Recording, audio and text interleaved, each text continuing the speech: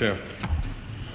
Madam Speaker, the NAFTA agreement is a long and complicated treaty, and the truth is that on both sides there are sincere, honest, and principled people.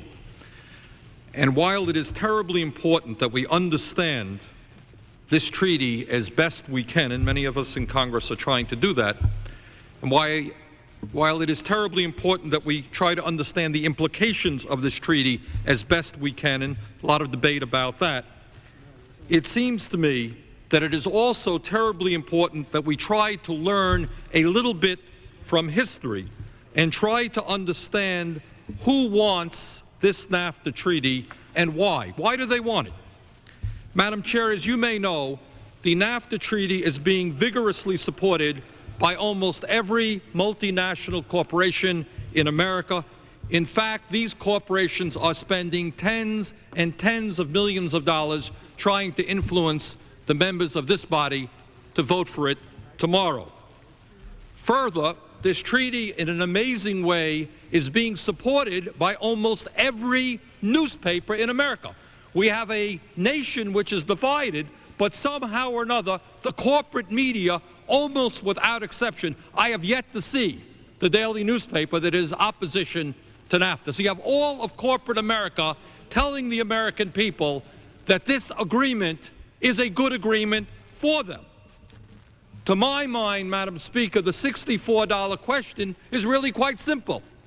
What is the track record of corporate America in terms of standing up and trying to improve the lives of ordinary people?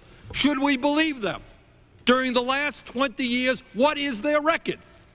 Let's examine it very briefly.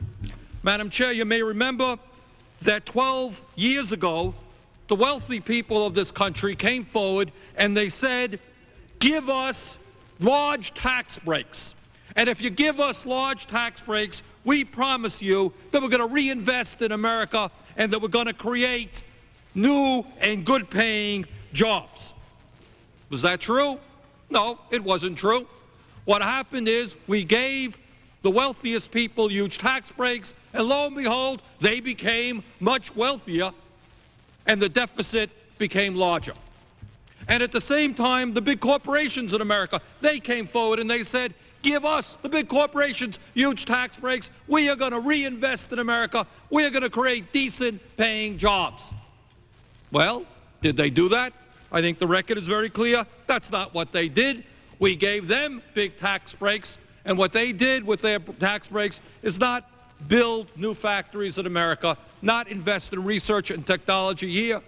They took those tax breaks, they ran to Mexico, they ran to the Philippines, they ran to Asia, they ran wherever they could get cheap labor. They were not telling the truth.